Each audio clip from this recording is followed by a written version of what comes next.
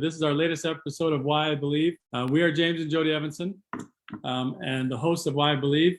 We are excited to get rid of the technical difficulties and to welcome Greg Paul as our special guest tonight. Let me give a little introduction about our special guest, Greg Paul.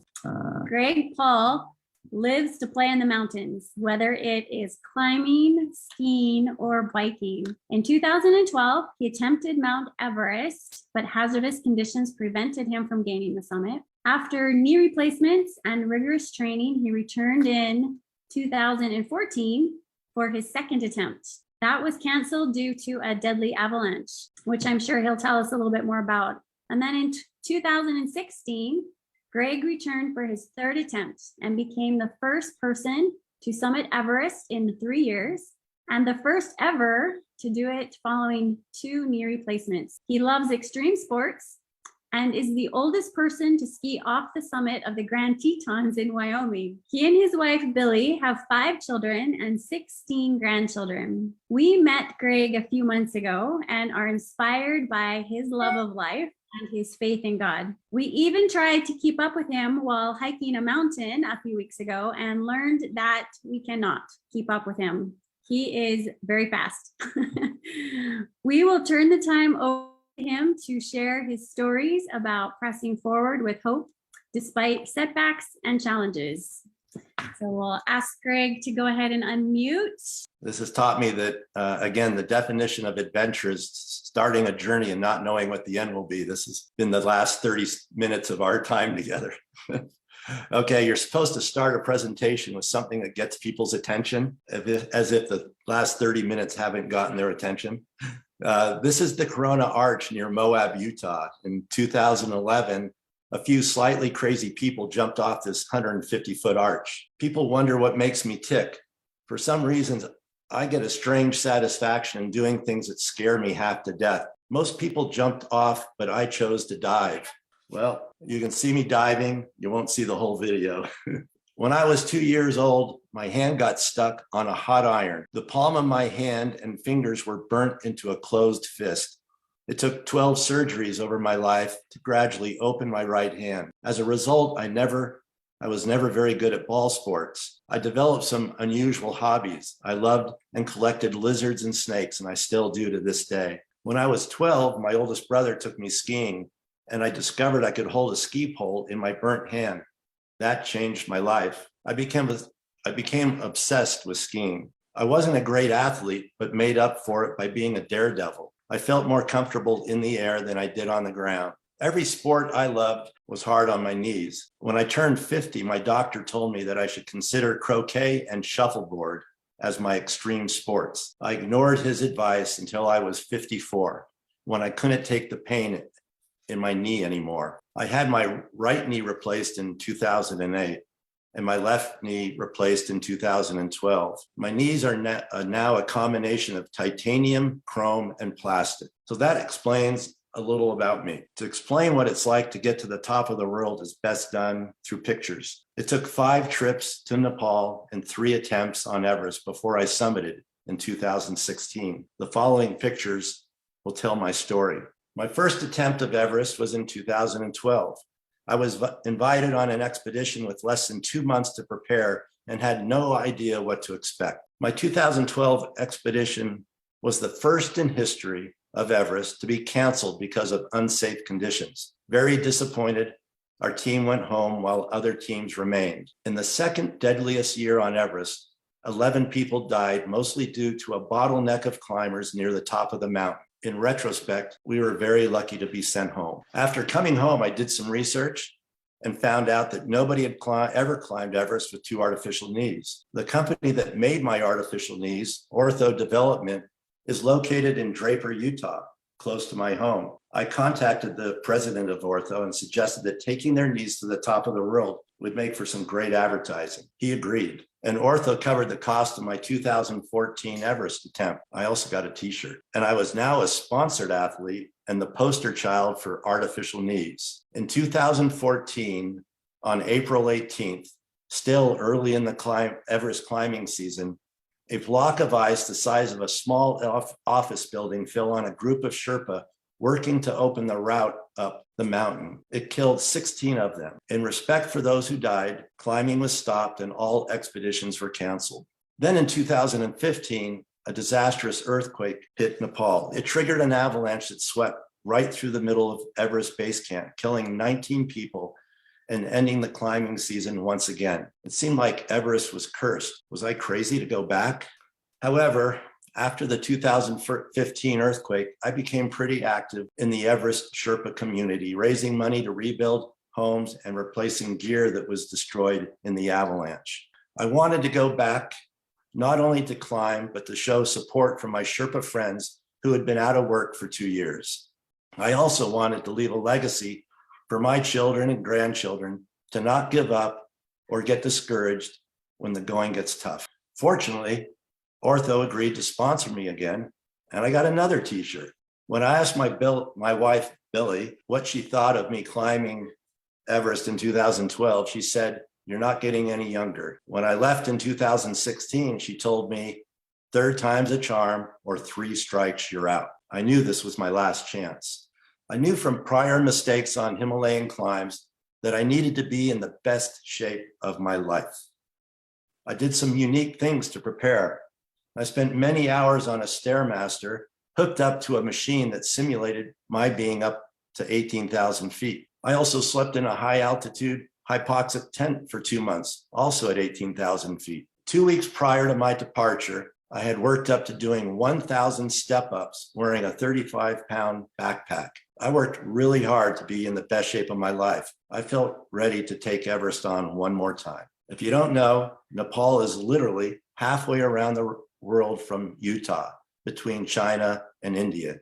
In fact, my Sherpa friends are watching now, and it's a 12-hour difference. So they're watching at 7:30 in the morning. Sorry to wake you up too early. The first stop is Kathmandu, and my first adventure is riding in a taxi. And then we fly to Lukla, which is the world's most dangerous airport, which is like landing on an aircraft carrier. Deadly accidents happen here yearly. The trail to Everest Base Camp begins in Lukla.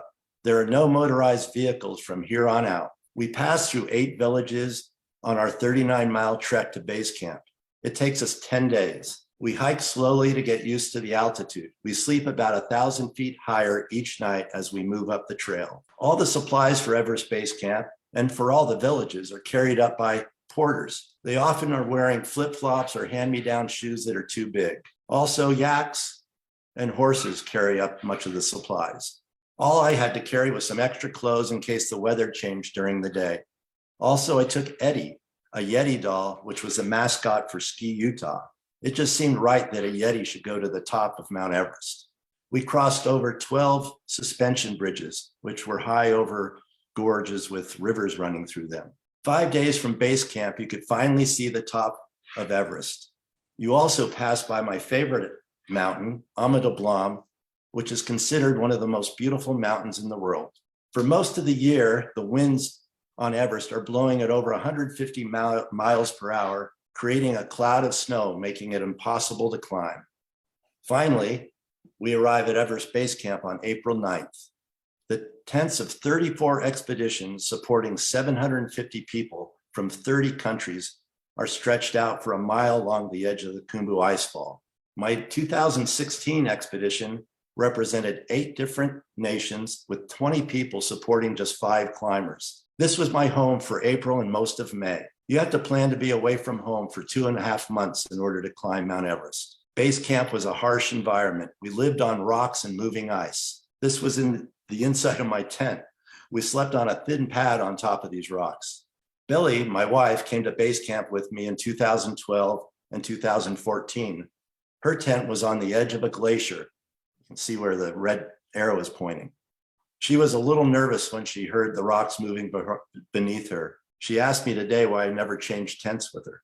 I won't answer that. Mornings were usually sunny, but afternoons often became windy and snowy. From 2 p.m. until 6 p.m., I spent much of the time in my tent bundled up in several layers. At night, I would sleep with 2 32-ounce bottles filled with hot water to stay warmer. Our schedule brought the team together at 8 a.m., 12 p.m., and 6 p.m. for meals. We had to eat a lot to replace calories that burn faster at high altitude. For me, the food took some getting used to and was one of the hardest things about expedition life. I was teased a lot because I put mayo and mustard on everything to make it taste better.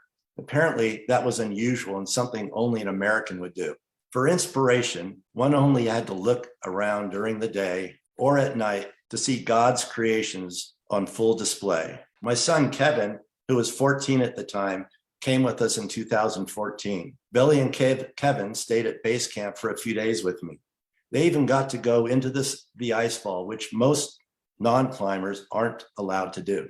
Before we start our climb, all the 9 non-climbers must leave. It is time to focus on the task ahead. Climbers don't just sit around base camp. For over a month, we gradually go up the mountain, first to Camp 1, then to Camp 2, and finally to Camp 3.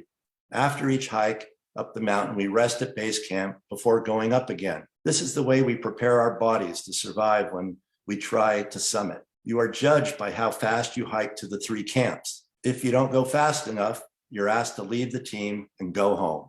The first step out of base camp begins the most dangerous mile on earth. The only way to climb Everest from Nepal is through the Khumbu Icefall. You can see the small people walking down through the icefall to the left. It is like a waterfall of ice moving 3 feet per day. There is nowhere else in the world that a mountaineer would risk going through an icefall like this. But if you want to climb Everest from Nepal, you don't have a choice. A specialized trained group of Sherpas called the Icefall Doctors make it possible for climbers to pass through the icefall. We idolize these guys for their amazing work, and hopefully you'll be able to see a video of them doing what they do.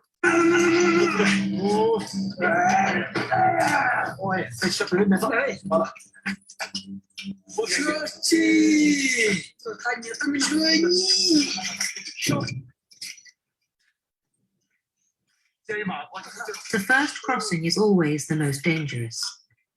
The risk is the unsecured end will collapse. Themba knows that the icefall doctor he replaced died the previous year on this mountain, down a crevasse.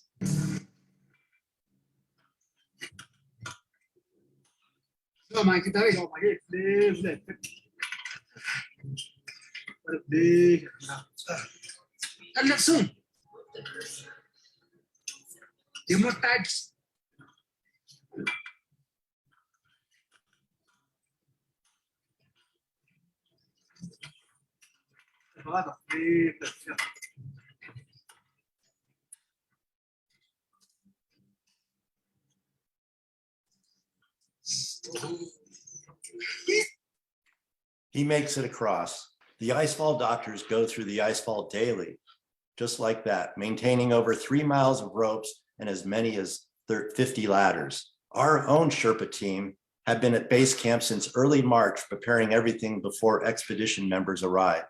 Behind the scenes, they do all the heavy lifting, going through the icefall more than 24 times, preparing the higher camps. The climbers only go up and down the icefall 6 or 8 times. We wait at base camp for a summit window when the high winds move off the top of Everest. This occurs from mid to late May. We took advantage of the first good window, hoping to summit on May 13th. Sometimes too many climbers try to go up at once, creating long lines high on the mountain. This is very dangerous and usually results in many deaths. We avoided this situation by going early, but we had a very short window. Our team meeting the day before entering the icefall for the first time, we were given some instruction. Obviously, move fast, do not stop, do not fall, do not do anything other than move. Simple as that, guys. The night before going up the icefall, we don't get a lot of sleep after that kind of instruction. With our headlamps lighting the way, we enter the icefall at about 2 a.m. when the cold air keeps ice from moving as much. Sherpas pass by chanting Om Mare Pade Hum over and over. It is like their Lord's Prayer. 15 minutes into the icefall, we reach a place called Crampon Point, where we stop and attach crampons to our boots to keep us from slipping on the ice. The ladders we cross are 8 feet long and made of aluminum. They are lashed together with rope. We hold on to hand lines to steady and balance ourselves. Falling is not an option, as a rescue is long and difficult, putting many people at risk. This is me getting ready to cross a ladder. Notice the block of ice I'm standing on and the ice block next to my right shoulder. A few days later, the ice block I was standing on had fallen into a crevasse, and the ladder I crossed was broken in two by the other ice block. My teammate is on a new ladder, which will soon be destroyed as well. I try to focus on the rungs of the ladder and putting the points of my crampons in the right place. But it is hard not to be distracted by a deep, dark hole that someone fell into and died just days before. Besides the horizontal ladders going over crevasses, there are also vertical ladders to go over huge ice walls. This ladder had 5 sections tied together and was very wobbly. The day before, a ladder going up the same ice wall to the left was crushed by ice breaking off the wall.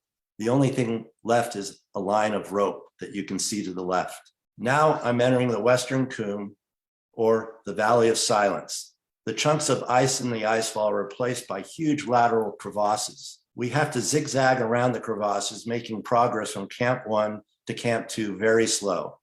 Climbers avoid staying overnight at Camp 1 due to avalanche danger. The Western Coombe is not very steep, but it may be the most miserable 1.5 miles on Earth. Do I look happy? The only reason my teammate is smiling is he knows that somebody's taking a picture. Otherwise, he would have been frowning too. It is almost 10 a.m. At over 22,000 feet, it can feel like 100 degrees, but we must remain covered up or we'll get severely sunburned. My mouth was always wide open to breathe, so my tongue got sunburned. During the day, when there is no wind, our tents at Camp 2 can be equally unbearable. We put our clothes in sleeping bags over the tents, trying to block the sun and keep the tents cooler. Nighttime temperatures at Camp 2 are well below 10 degrees. We are in our full summit suits to eat dinner. You have to eat fast because food gets cold in a hurry. Our next objective is climbing the Lhotse face up to Camp 3. Lhotse is the 4th highest mountain on the planet. To get to the top of Everest, you climb almost 2/3 of Lhotse. This is my 2nd time up to Camp 3. The first time was a total pain fest and made me really anxious about doing it again. But I had no choice if I wanted to summit. Due to avalanche danger, we got off to a late start and I quickly overheated. Once on the Lhotse face itself, I'm in a no-fall zone. One mistake would send me hurtling to my death into a large crevasse at its base. Critical piece of gear at this point is my Jumar, or ascender. Attached to my harness by a tether, it is my lifeline in case I fall. For the next 5 hours, you move very slowly, putting one foot in front of another and taking several breaths between each step. During the last hour before reaching Camp 3, it began to snow. When I finally reached my tent, I was chilled and totally exhausted. My tent mate was Andreas, a pilot from Germany. I was so worn out, I was no help with my tent duties. Andreas had to do everything. I was too tired to care. It continued to snow all that night. That morning, an avalanche came down the Lhotse face about 100 meters from our tents. Continuing up was in question, but finally at around 10 a.m., we were given the green light to head up to Camp 4. Above Camp 3, we start using oxygen. As we continued up the Lhotse face, our radios were buzzing from base camp, telling us to move faster through the avalanche zone. Ha ha, not going to happen. But the higher I got, the better I felt. I arrived at Camp 4 at around 6 p.m. I'm in disbelief that I finally made it to the south col of Everest. After all these years of trying and the last few days of suffering, I was finally going to have a shot at summiting Everest. Above 26,000 feet, you are in the death zone, where your body can only survive for 24 hours. And the clock was ticking. Now I feel like I'm back there. Sorry, I'm getting emotional. Andreas, my tent mate, arrived an hour after me. He was exhausted and having a hard day. I was determined to repay his Camp 3 patience with me.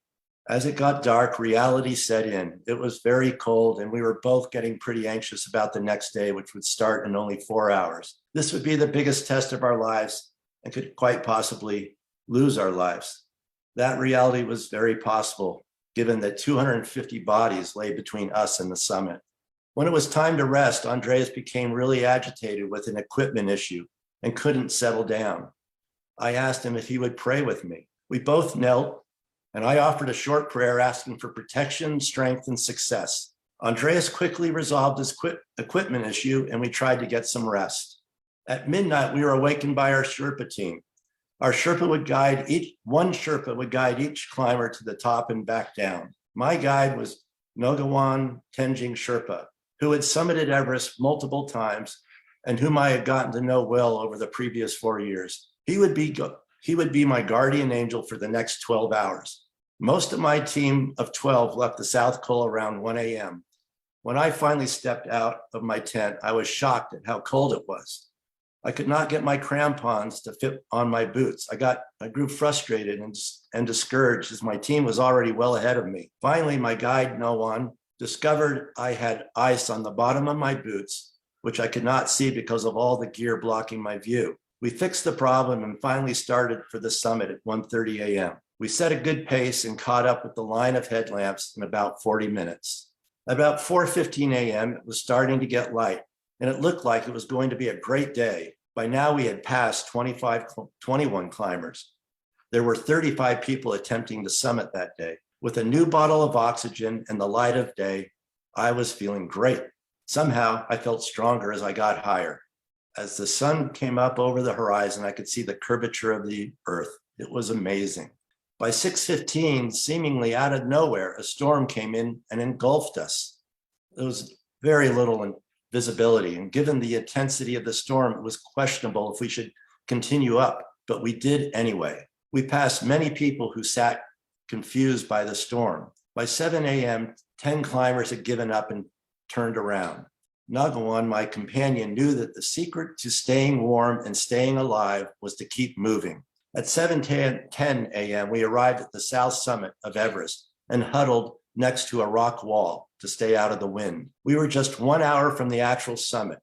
Over the radio, I could hear guides and expedition leaders at base camp talking about the bad weather and trying to decide what to do.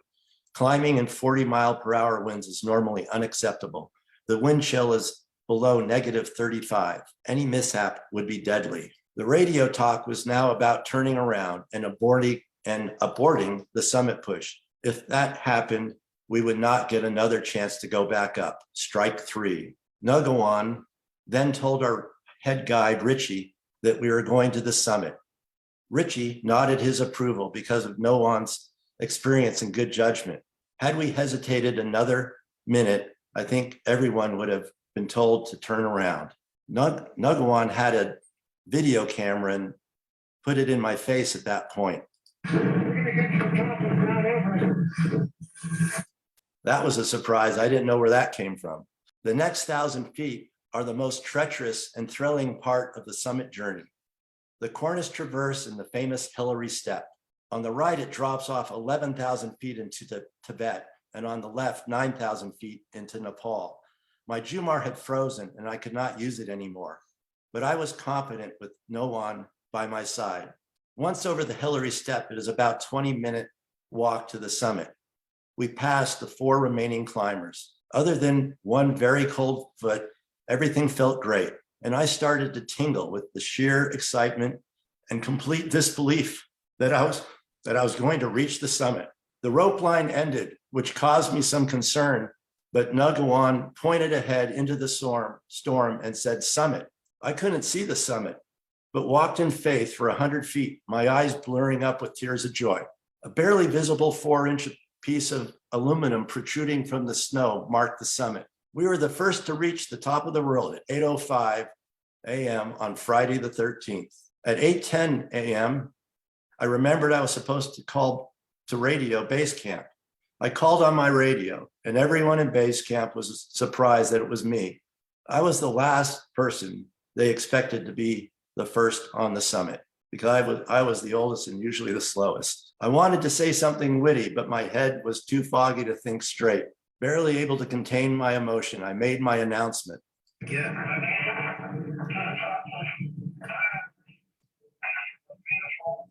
Snow and ice was blowing in our eyes, making it difficult to see without our goggles. I waited nearly 45 minutes on top, hoping that all my team would be together on the summit for a group photo. I was getting cold and running low on oxygen, so we had to descend. You can see that Eddie the Yeti made it to the top of Mount Everest. He's on my back. I was worried about Andreas, my tent mate, who had not made it to the summit yet when I left. On top of the Hillary step, I met Andreas. We were connected to the same rope on a patch of snow and rock less than 2 feet wide. Bear hugging to pass one another on the rope, we paused momentarily face to face. Above the noise of the wind and the muffling of our oxygen masks, I heard Andreas say 2 words, the prayer. Andreas then went on to summit, and I continued across the Cornice Ridge. Little did I know I would not see Andreas again on our expedition. Back at the South Summit, I had the visibility that I wished I had on the summit. I had prayed hard during the storm for the weather to change. It didn't exactly happen in time for my summit, but 45 minutes later, it was beautiful. I was finally an Everest summiteer, and so far I was still alive. The summit is only halfway, and most deaths occur on the descent. I had the unique opportunity to descend the entire Lhotse face alone without a radio, leaving 0 margin for error. A storm was forecasted for the 14th, so nobody was climbing to Camp 3 or Camp 4 that day. Fortunately, the excitement of having summited kept my mind sharp and summoned up a reserve of energy that carried me entirely all the way to Camp 2 safely. After spending a night at Camp 2 and before descending into the icefall for the last time, I said farewell and thank you to Sagamartha, which is the Sherpa name for Everest. She had been good to me, and I thanked her with all my heart for allowing me to complete my journey safely. 3 hours later, my reserves totally depleted and my summit euphoria long gone, I literally stumbled out of the icefall into base camp. What I did not realize was that many in base camp had listened over the radios to our struggle through the storm the previous morning and celebrated when I called to announce that I had summited, which opened the door for others to summit. The icefall doctors were waiting for me, knowing I was on my way down. I was greeted by them with a hero's welcome. The icefall doctors wanted their picture with me. That was such an amazing honor. You might ask what happened to Andreas, my tent mate. On the summit, he took his glove off his right hand to show a note that his daughter had written to him. 40 seconds of exposing his right hand at the summit resulted in severe frostbite. He had to be helicoptered off the mountain to Kathmandu before I saw him again. Andreas spent 2 weeks in a Kathmandu hospital in order to save his fingers. He is an airline pilot and would not be able to fly if he lost his fingers. Fortunately, he eventually recovered. A month after I returned home, I sent a letter to Andreas to see how he was doing, and I received an email back from him. I'm going to read it to you. I named this the prayer, the universal language. Andreas wrote, "Greg, my friend, your words touched me deeply. One of the most intense moments of the entire expedition was the moment when you asked me to participate in your prayers. And although I'm a rather agnostic person, I truly found confidence, trust, and faith in the words you said. Possibly our little prayer made a difference. And it's not the only prayer at roughly 8,000 meters, but also the only one with a Mormon. A real honor. Imagine 2 adults, mature characters, strong climbers sharing the same goals and passion, sitting at this desolate altitude, worn out and depleted, knowing that the next day starts in 4 hours and is the toughest day of the expedition, or their entire life. In a fragile mood, start to pray for success and safeguard. How intimate and sensitive a situation is this? It was between you and me, our everlasting link, unforgettable. And when I stepped out of my tent that morning, I felt strong, very determined, knowing that I could reach the summit. Despite the storm and the chilly temperatures, I trudged along the route almost like a robot with utmost willpower I could develop. Abandoning has never been an option that day. Learning that you felt relieved when you saw me close to the summit speaks again for your empathy. And yes, I felt extremely happy for you that you made it and to share that super moment with you. Because of our previous night, this was the connection I felt. That letter described the top of Everest better than anyone I know could, and that was in his second language. So 3rd time was a charm, and I really want to thank Nowan Tenjing Sherpa for being my guide all these years. I also want to thank all my family. This was my Father's Day card that they sent. I want to thank them for sitting on the edge of their seats for 4 days while I was heading to the summit with no phone service, not knowing whether I was dead or alive. Finally, I want to recognize my son, Kevin, who is now a missionary in Lansing, Michigan, sharing the gospel of Jesus Christ for 2 years. He and all the other missionaries serving right now around the world definitely know what it is to do hard things. That's the end of my show, and my presentation, and I'm gonna stop here and come out of screen share. Well, Greg, that was amazing. Thank you. Mhm. Did it work out all right? I think so. I hope everybody could see it. We've got a few questions. One of them I saw come across was, and I think this is one that everybody wants to know, is what made you start mountain climbing? What got you into the sport of mountain climbing in the first place? Well, my first climb was Mount Shasta, and that was a high adventure activity with Boy Scouts in a Concord, California ward that I was involved in. But I think also I grew up outside of New York City and New Jersey, and I learned to ski, like I said, when I was 12. And that originally took me to some mountains, and I just graduated from larger and larger mountains to finally climbing Mount Everest. Wow, that was pretty remarkable. So one of the things we talked a little bit last week, or a couple weeks ago, as we were preparing for this, would you be comfortable in telling us all about the Leap for Life jump that changed your life? Okay. Well, when I was, 19, I decided to drop out of college because I had come out here to Utah to study from New Jersey. And my first choice was a place where I could ski. My second choice was going to a church-related college, which was BYU. Early in October of that year, it started to snow, and I realized there was no way that skiing and going to school would go together. So I went up to a place called Park City, a ski resort here, and got a job up there. It was quite a difference between being in a church school with people that all believed the same that you did, and going up to Park City with a lot of people that didn't believe what you did. It was definitely a test for me, and I made a commitment there that I would follow the rules that I'd been following at the church school, which was to abstain from alcohol and drugs and other activities that I've been taught by my parents and by my church not to do. I made a deal with God, basically, that if I did that, he would help me be a good skier. There was a jump that was out in the woods. It was a huge jump. And back then we had to build our own. And we called the jump the Leap for Life. There was a big tree at the bottom of the jump. And if you jumped over it and didn't land right, the chances of hitting the tree and getting killed were pretty good. So every time before I jumped, I would pray to Heavenly Father and ask for him to help me to make it. I think that was really how I first learned to pray. I really enjoyed my time up there, and I had a lot of friends that didn't believe the way I did, but they were good friends, and we had a lot of good experiences together. They enjoyed playing foosball with me in the town at the bars because if we won, they got my beer. I went to a party one night, latter part of the ski season, and I had just gotten hurt jumping. Not too bad, but a little bit. And I was pretty discouraged. I'd been laid up for a few days. And I went to this party, actually, probably looking for trouble.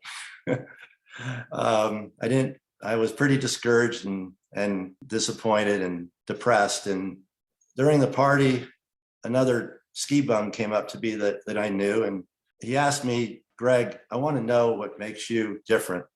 Pretty happy all the time. You're a great skier, and you don't do the things that the rest of us do. I want to know more about what you believe in." That was like a wake-up call, particularly because of my mentality right then. I asked him if we could leave the party, and we did, and we went back to my apartment, and we talked a little, and I invited him to go down to my school, BYU, the following day. We went down there. We stuck around all day Saturday and ended up sleeping overnight and staying for Sunday. And I took him to church with me. And I had my first opportunity in my life to a meeting that we call a fast and testimony meeting, where the congregation gets up and expresses their feelings. I had my first opportunity to get up and basically I told everybody that there was such a difference, a night and day difference between how I felt the night before and how at this party I went to and how I felt there at church. And after that, my friend wanted to learn more about the church and ended up getting baptized into our church. In fact, he made more progress than I did, I think, in the next few months. I ended up going back to school that spring, and he ended up going there as well. And he taught Sunday school, where I was still trying to figure out what I wanted to do with my life. But during another testimony meeting, he got up and told the audience that if it wasn't for somebody in the audience, he wouldn't be there today, believing how he did and being as happy as he was now. And that gave me an affirmation that I could actually help people and change their lives. And that's when I decided to become a missionary. And I was called, like my son, I was called to Japan, and I went there and had a great time. And in fact, my son, Kevin, who's in Michigan, was called to Japan as well. But because of COVID, he hasn't been able to go, but he's been serving valiantly in Michigan. Thanks for sharing that. Yeah, thank you. Thank you. That's amazing.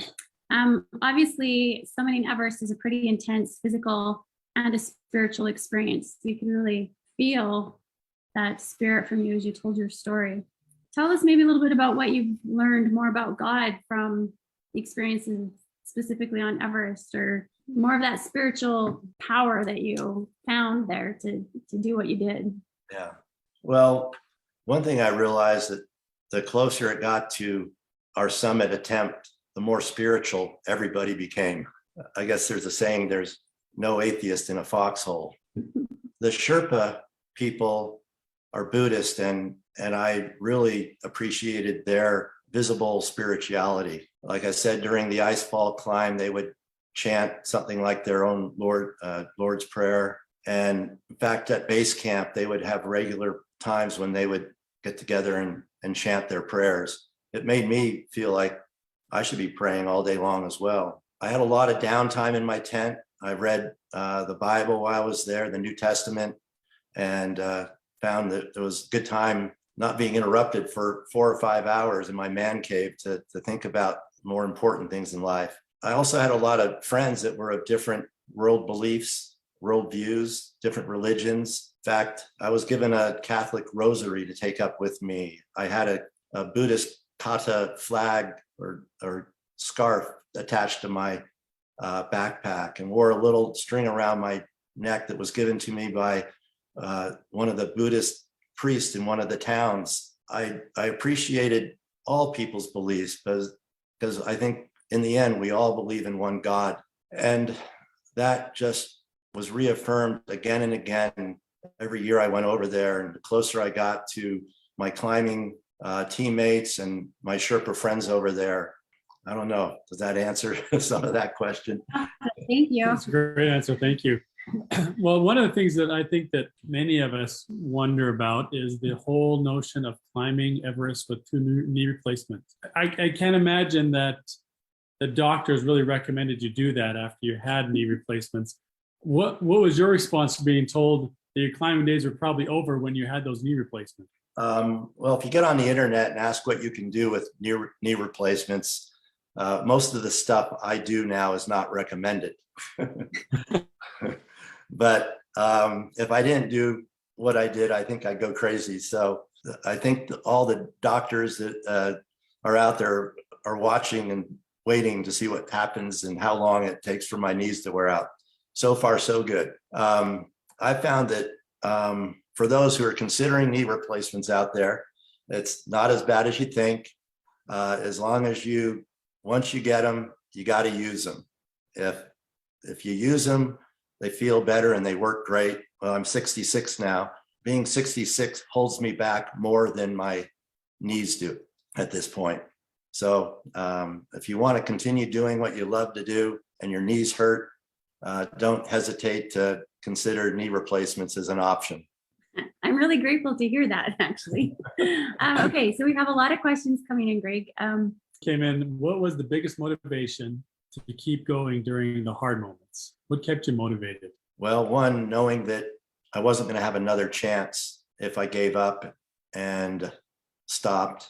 And it was like every time you're on an expedition at Everest, it's like one of those TV shows, Survivors. You're always being watched by your teammates, by the expedition leader. And every year I was there climbing Everest, there was a film team actually filming a movie. And they liked to follow me around because I was the oldest guy and I had artificial knees. In fact, in 2016, it was a Discovery Channel film crew up there, and the title of their movie was Everest Rescue, and they were embedded in our team. So we all felt like, what? They're waiting for a rescue and they're on our team. Do they want something to happen to us?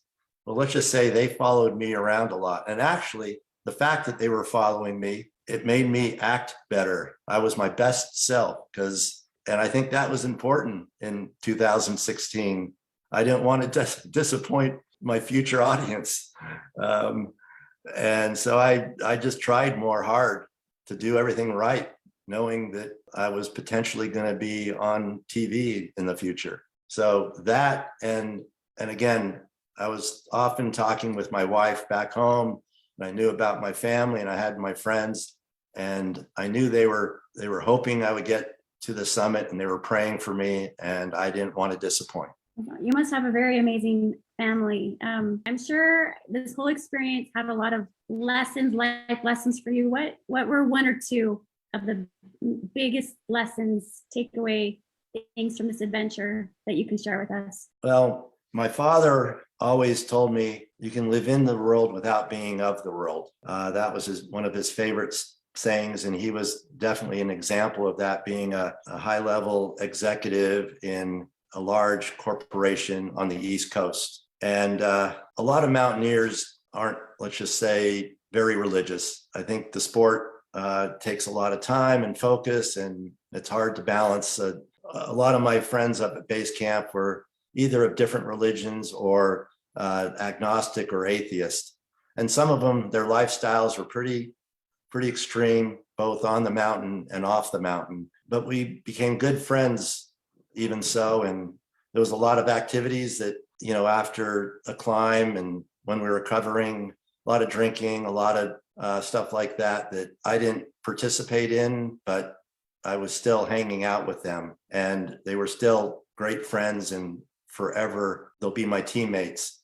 And I think it was really an example for me, and I think for them, of my living in the world without being of the world. And I don't think I was too self-righteous or anything like that around them, and thus they were willing to fully welcome me into their friendship, and I in reverse. And we had a great time together, even though we didn't share the same beliefs. Well, Greg, this has just been wonderful. Thank you for taking the time. We have just thoroughly enjoyed this with you.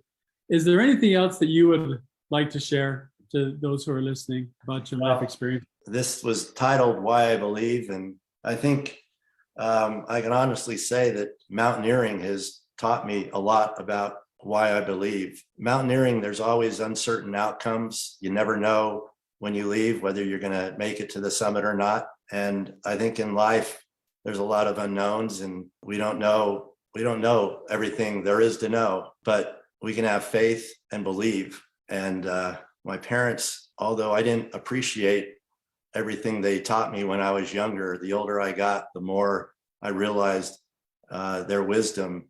And they were true followers of Christ and taught me so much that finally kind of came to the surface in my own life with my own experiences. And I hope that happens also with my children and my grandchildren. And I just want to share that I appreciate the blessings I've had in my life to be able to do the adventures that I have been able to do. And I know that many times I was protected on my climbs and other activities that could have ended up very badly, because I did believe and I did pray for God's protection. That was beautiful. Thank you so much. We appreciate you spending the time and sharing your amazing adventure and story with us. You are truly marvelous, truly incredible. Thank you, everybody, for joining us tonight for Why I Believe. We look forward to our next episodes coming up over the next little while, and we really appreciate Greg Paul sharing his story with us. Grateful again for all your attendance tonight and for your comments and questions, and we hope to see you again on an upcoming episode. Thank you very much and have a great evening. And Greg, good luck with your next adventures. We will definitely be watching you. All right. Well, I'm glad we made it through this tech adventure tonight. Thank you, Greg. We We'll are see you. too. Good night, everybody. Thank you so much, Greg.